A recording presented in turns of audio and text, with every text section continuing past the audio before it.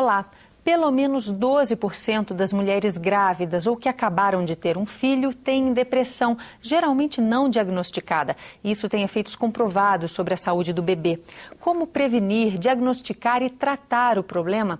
Este é um dos temas do programa Cidadania que está começando, que vai falar ainda sobre o papel das relações familiares no desenvolvimento da criança. As nossas convidadas para essa conversa são as psicólogas Jaqueline Wendland, professora titular de psicopatologia da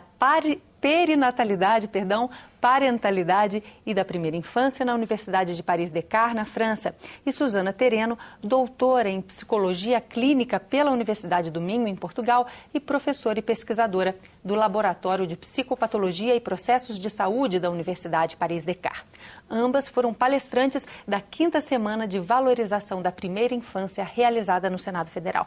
Muito obrigada às duas por estar aqui conosco nesse programa. Eu queria começar falando então sobre essa depressão. A gente fala muito de depressão pós-parto, mas já existe durante a gravidez e as consequências que ela pode trazer para o bebê. Doutora. Pois é verdade que o que você disse, né? A depressão, a gente fala muito em depressão após o parto, né? Mas, na verdade, quase 20% das mulheres, isso mesmo em países, né, muito desenvolvidos, como a França, Estados Unidos, né, tem depressão já durante a gravidez, né? Esses números chegam até 20%, 25% em alguns países, né? E muitas mulheres, então, que estão deprimidas no pré-natal, né, durante a gravidez, vão continuar também deprimidas no pós-parto. E quais são os sintomas? Como é que a mãe percebe que durante o processo gestacional está desenvolvendo um quadro depressivo?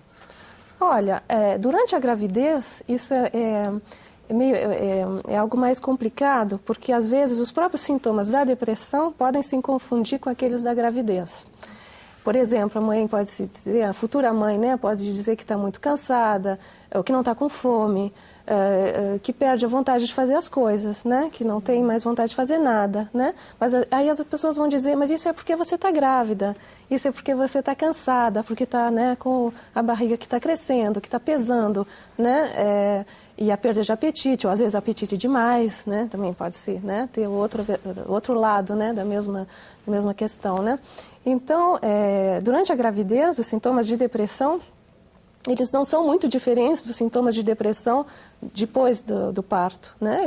Em geral, a pessoa perde a vontade de fazer certas coisas, não tem prazer, não investe, né, a gravidez, não fala muito desse bebê que vai chegar. Começa até a comprometer o trabalho de prevenção de doença, o pré-natal. Sim, lá, o próprio acompanhamento pré-natal, às vezes a mulher não investe muito isso, né? Não vai muito às consultas, né, de pré-natal, não se alimenta bem, não dorme bem, né? Porque a pessoa que está deprimida, em geral, não dorme bem, não come bem, não cuida muito da sua saúde, né? Mas para um profissional... Isso já compromete o bebê, né? Sim. Para um profissional, é mais fácil detectar quando essa mãe precisa de ajuda? Vou aproveitar até para perguntar para a doutora Susana. Se é mais fácil, é sempre a questão entre o limite entre o que é normal e o que é patológico, é sempre uma questão delicada. Muitas vezes tem a ver com a intensidade desses sintomas também, não é? Acho que há certas vulnerabilidades que se mostram, ou comportamentos que a pessoa pensa, isto ainda é razoável, pode ser, como nós dizemos, hormonal, há estas alterações, é uma grande mudança na vida da mulher também, até pode estar mais sensível, chorar até um bocadinho mais facilmente, ou isso. Mas depois é preciso avaliar a frequência desses comportamentos, a intensidade desses comportamentos e fazer uma avaliação clínica também para tomar uma decisão. E é possível tratar ainda durante a gravidez essa depressão? É possível dar remédios, por exemplo, que não interfiram no desenvolvimento do bebê? Sim, existem remédios que são adaptados, né, para a gravidez, que não afetam, né, o feto. Quanto mais cedo a gente trata, né, a depressão, mais chance se tem de tratar eficazmente, né, de maneira eficaz, e a mãe vai, quer dizer, porque a gente sabe que essa depressão tem efeito sobre o feto, né? Então, na verdade, a gente não está só tratando a mãe, a gente está prevenindo também efeitos sobre a futura criança. Que efeitos são esses? Como é uma criança cujo desenvolvimento aconteceu enquanto a mãe tinha depressão? Olha, então, assim, já tem... Isso é comprovado, né? Com, assim, milhares de mães já que foram avaliadas durante a gravidez, isso. Então, a gente sabe que, por exemplo, uma mãe que está deprimida, em geral, a gravidez é encurtada, né? Ou seja, ela vai ter uma gravidez que pode terminar mais cedo, né? Não quer dizer que o bebê vai ser prematuro, né? Mas é uma gravidez que talvez não vai ir até o termo, né? Então, pode ter mais prematuridade, a criança vai nascer com peso menor também, porque a gravidez, aliás, a depressão durante a gravidez, ela afeta a fisiologia da mãe. Então, os hormônios durante a gravidez são diferentes, né? E vão privar o feto de mais oxigênios, mais nutrientes, né? Pela circulação sanguínea. Então, ele já nasce mais fraquinho, vamos Ele dizer já assim. nasce mais fraquinho, né? E depois do nascimento, a gente sabe que essas crianças cuja mãe foi deprimida são crianças que choram mais, são mais difíceis de consolar. Elas têm um comportamento neonatal, né? O comportamento do recém-nascido, que é diferente de uma mãe que não teve depressão ou que não teve estresse, né, ou ansiedade durante a gravidez. E muitas vezes ainda encontra com a mãe ainda deprimida numa depressão pós-parto, a criança está chorando mais e o ciclo se agrava. Exatamente, porque aí a mamãe, assim, que vai estar, como se diz, assim, tem uma dupla pena, né, se diz, né, porque na verdade ela já esteve deprimida durante a gravidez e ainda por cima o filho dela já vai nascer mais difícil. Né? Já vai nascer com efeitos, né? De repente ele já é prematuro ou nasce mais irritável. E essa mãe, quer dizer, ela vai ter ainda mais chances de estar deprimida no pós-parto, né? E não é a depressão a única psicopatologia, não é, doutora Suzana, possível numa grávida. Existe um quadro de pessoas com mais tendência a desenvolver essas doenças? Aproveito para perguntar quais são essas doenças possíveis ou comuns? Pois, há sempre muita variedade em termos de psicopatologia, depende muito do percurso da pessoa até ali, não é? Se há fatores de vulnerabilidade na história da pessoa, como da mãe, com uma história de vida muito adversa, eventos traumáticos, tudo isso vai fazer com que a sua capacidade para se ajustar a esta mudança psicológica que é a gravidez e a chegada de um filho, é como se elas suportassem menos bem esta mudança, não é? E podem se desorganizar em maior ou menor grau muito em função do percurso que tiveram até ali e do contexto de vida atual também em que estão a ter essa criança, que pode apoiar mais ou menos e facilitar esta transição. Eu vi até que existe a psicose perinatal, psicose que se desenvolve numa mãe depois que o bebê nasceu. O que exatamente é isso e a que pode levar essa mãe? Do que a gente está falando? São desses casos de crime? O que é psicose pós-parto? Eu respondo para você. Então, a psicose puerperal, na verdade, é um episódio então, psicótico, né? É uma crise psicótica onde a pessoa, a mãe, né, vai ter alucinações, pode ter delírios, pode simplesmente não reconhecer mais o seu bebê ou até negar o fato de ter estado grávida. Por exemplo, diz, eu não estive grávida, essa criança não é minha, não conhece mais o pai. Então, é um episódio psicótico que acontece no pós-parto. Né? Em geral, assim, são nos primeiros dias, até nas primeiras semanas, né, do pós-parto. E não é uma coisa que acontece 3 meses ou 6 meses depois. Tá?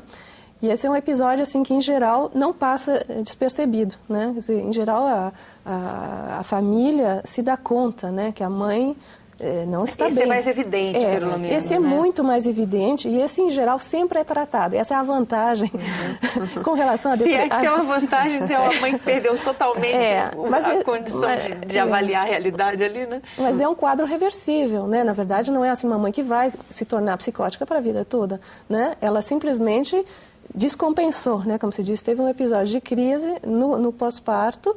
Então, em geral, vai ter medicamentos, né, que vão permitir, né, de limitar esse episódio delirante. E depois a mãe vai ser tratada, de preferência, junto com a criança, ou seja, não separada, né?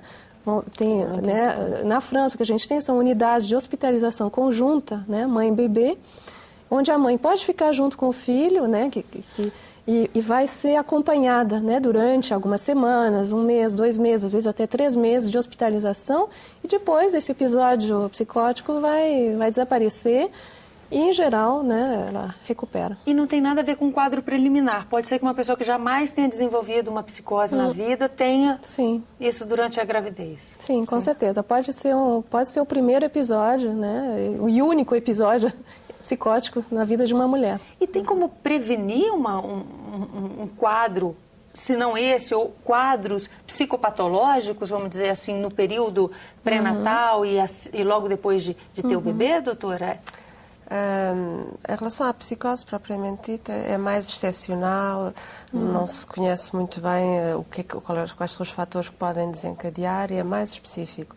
Em termos gerais, nós sabemos bem que o apoio social, psicológico que se pode dar a uma mulher durante a gravidez, a redução de fatores de risco, sociais também, é muito importante, porque nós cada vez pensamos mais que a acumulação de fatores de risco sociais, baixo nível socioeconómico, evidentemente, baixo nível de estudos, para dar alguns... Quanto mais se acumulam condições sociais negativas, esses podem também ser fatores que deixam a mulher mais vulnerável, porque há uma preocupação, uma ansiedade normal em torno de um período que ela está vulnerável, mas que ela deve assumir uma função de proteção do seu bebê, e se não tiver condições básicas para o fazer, ela vai ficar muito mais alterada necessariamente. Ou seja, quando o Estado dá amparo social, na prática ele também está dando um amparo psicológico. É uma das vertentes, não é? Isso é o mínimo, digamos assim, é que haja um mínimo de condições para que esta mulher possa ter essa gravidez e ocupar-se do seu filho. Porque nós sabemos que quando há preocupações deste tipo, a mãe não consegue ter respostas adequadas, ler os sinais do bebê, perceber o que ele precisa, e responder bem, porque está muito preocupada com fatores deste tipo. Não sabe onde é que vai dormir amanhã, não sabe se tem comida para o bebê amanhã, aí não vai estar a brincar, a estimular o bebê, a dar e vai virando um ciclo vicioso, porque esse bebê menos estimulado é mais irritado. Exatamente. E, portanto, isso é uma das vertentes, este apoio mais social. E depois é verdade que muitas mulheres em situação de vulnerabilidade estão muito sozinhas e muito isoladas. E dar, às vezes, um interlocutor que possa ser uma pessoa de confiança para partilhar, confiar coisas, falar de preocupações, de sofrimentos e até do bebê, e falar de coisas positivas e viver com ela esta alegria desta gravidez também, dar, portanto, um apoio psicológico preventivo, digamos assim, muitas vezes pode ter essa função preventiva. E esse é um papel que, por exemplo, na França, ambas que trabalham nesse laboratório de pesquisa, já é desenvolvido, é isso? Olha, mais ou menos. É claro que existem também mulheres em situação de vulnerabilidade, né, psicossocial também na França, né? Então, na verdade, assim, a coisa mais importante, eu acho que assim, é a própria família, né? Na verdade, o próprio, quer dizer, se a mãe já não está sozinha, né, tem um companheiro, tem um pai que assume, né, a gravidez, que deseja ter um filho com essa mulher ali, né? Isso já é uma coisa que dá um suporte, né, para qualquer mulher, né, que ela seja pobre ou rica, ou, né, qualquer meio, né. E a gente tem aqui pelo menos 3 países representados nessa amostra de vocês, porque a Jaqueline é brasileira, a senhora é portuguesa, ambas trabalham na França. Eu queria perguntar se há diferença de um país para o outro, se as nossas culturas predispõem mais ou menos as dificuldades que a mulher vai ter no período gestacional e quando tem um filho? Olha, o que a gente sabe é assim, que quanto mais tiver apoio de uma rede social, né, que essa rede, então, não é só a família, né, o companheiro, o marido, né, mas é todo o tecido social, né, tudo que está em torno dela. A mulher não está isolada, tem o tecido comunitário, né, isso é muito importante. A gente sabe que as mulheres, né, que mais têm risco de depressão, que seja durante a gravidez ou depois, são essas mulheres que são isoladas, que também têm problemas sociais, né, e econômicos, que não tem o marido que apoia e que tem pouco recurso, né? Então, assim, e que a presença do Estado se faz mais ou menos presente nesses programas? Na França de forma tem, generalizada, né? tem os serviços clássicos, que é bem desenvolvido em França, mas nós participamos de um projeto atual de investigação que tentou propor algo um pouco diferente, mas é um projeto de pesquisa ainda. Porque parece que estes serviços clássicos nem sempre detectam certas mulheres em vulnerabilidade. E, portanto, a ideia do projeto era de selecionar um grupo de mulheres ainda significativo, 440 mulheres na região de Paris, em situação de vulnerabilidade social. E isso é detectado ao longo do período de tratamento pré-natal? Faz uma entrevista? Em maternidade. Já a maternidade. A inclusão no projeto foi na maternidade. E a ideia era, de facto, propor uma intervenção de visitas ao domicílio, só prevenção, portanto, apoio psicológico, não é terapia profunda, não é um apoio psicológico, desde a 27ª semana de gravidez até aos 2 anos do bebê, e avaliá-las todos os 3 meses e ver como é que são a evolução destas mães e destes bebés. E só de dar esse amparo, a expectativa é de que quadros sejam diminuídos? Teoricamente, sim.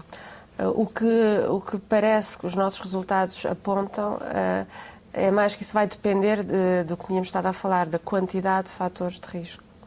Há mulheres que estão em situação de tal forma negativa e têm tantas vulnerabilidades que é preciso mais do que um trabalho de prevenção.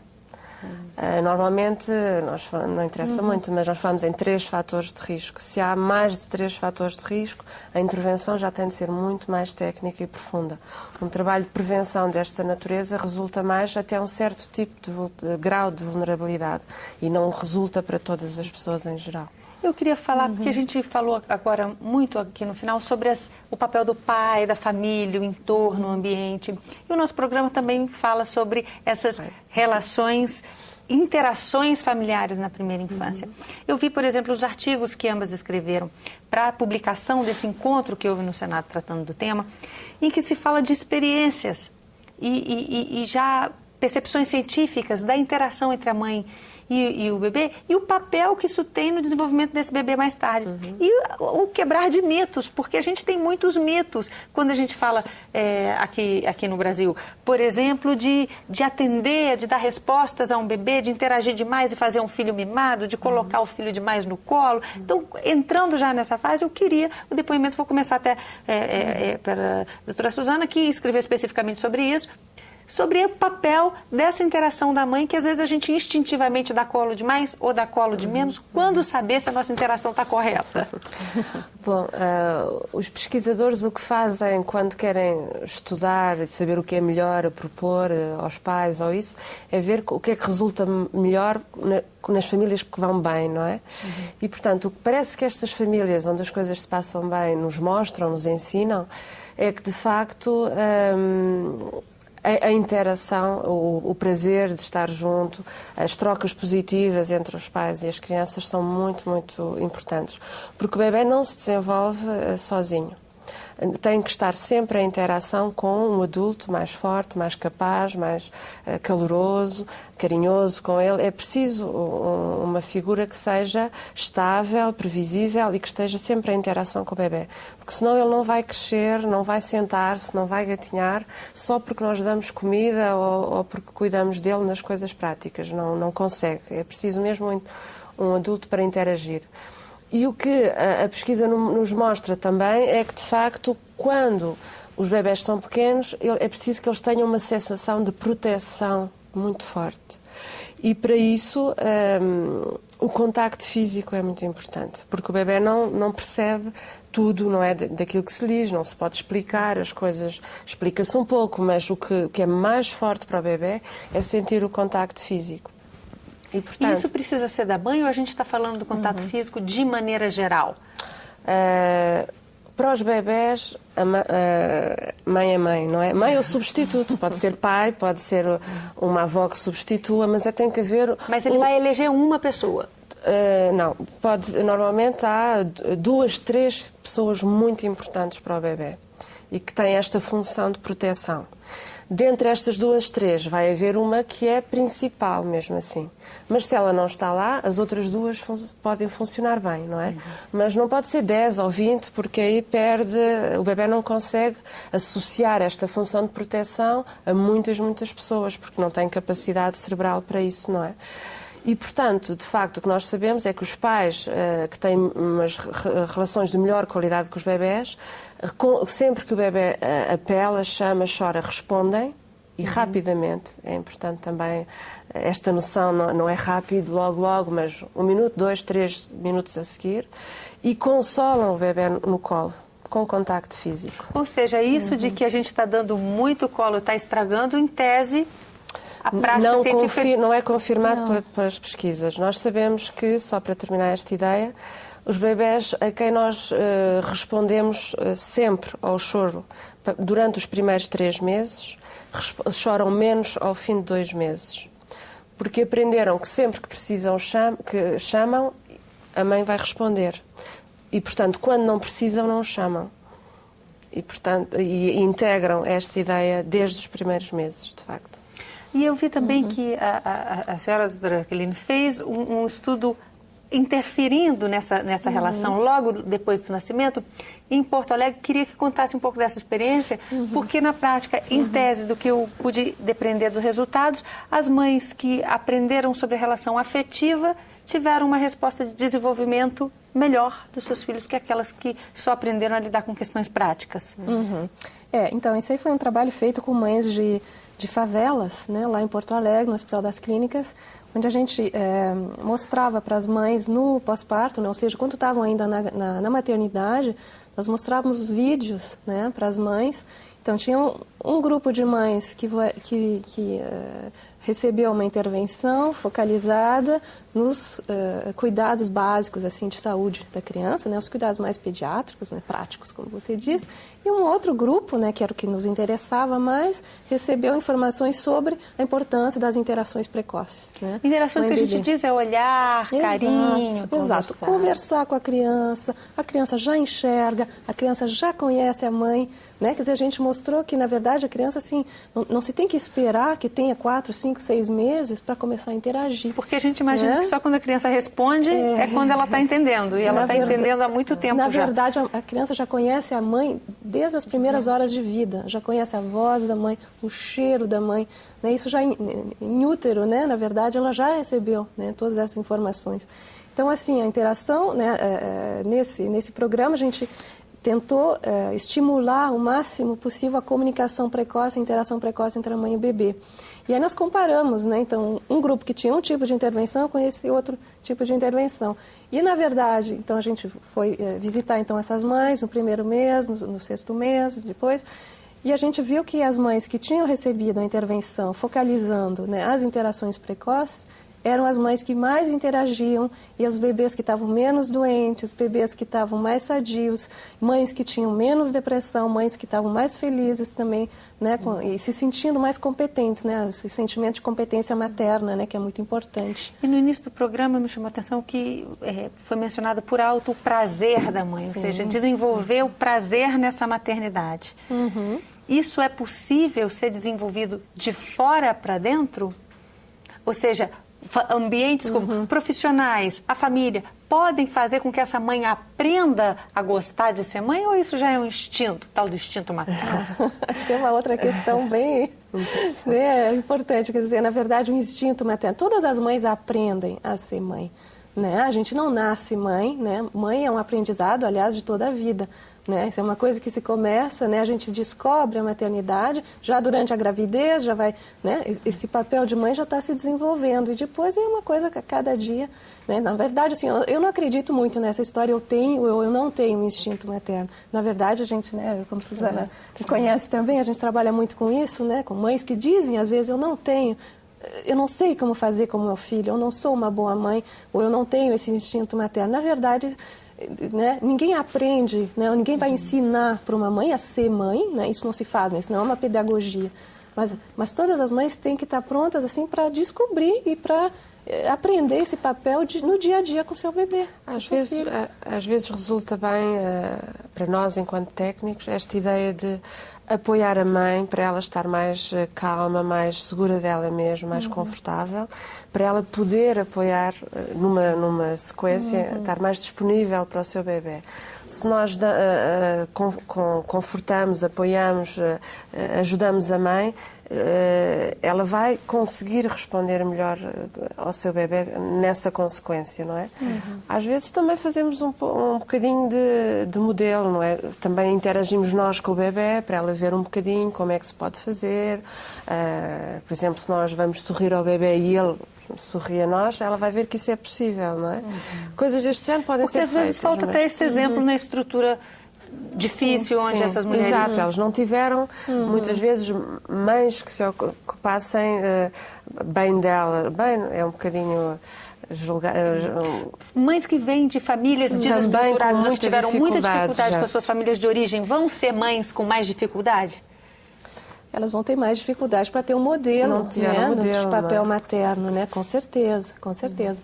Mas isso não quer dizer que elas vão ter que repetir, né? Que elas vão ter dificuldades com seus filhos, né? Se elas têm um apoio do marido, né? Uma nova rede social em torno delas, na verdade, isso pode, né? Ser reparado, né? Na verdade, ela pode ser uma boa mãe e basta, né, ter esse apoio. Acho que como a Suzana estava dizendo, na verdade, o nosso trabalho assim clínico é mais assim, a gente materna a mãe para que ela possa maternar o seu bebê. Então, sabe, a gente, né, elas querem dar o colo, né? Exato, é uma cadeia, elas precisam essa imagem talvez da avó, né? Uma avó que às vezes elas não têm, né? Quer dizer, essa avó da criança que não existe mais, ou que não foi uma boa mãe.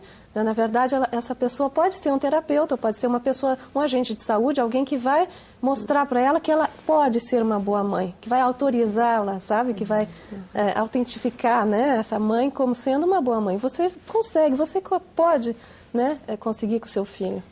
No nosso programa falamos muito aqui sobre a atuação das senhoras que direto ou indiretamente, são o papel do Estado, são como pesquisadoras ou como atuando nos hospitais, hoje na França. Eu queria terminar nosso programa, que ele está chegando ao fim, falando sobre o papel dessa conscientização dos agentes de Estado nessa interferência na primeira infância. Até bem pouco tempo, pouco se falava da primeira infância. Iniciativas como a gente vê do próprio Senado Federal, numa tentativa de discutir especificamente a primeira infância.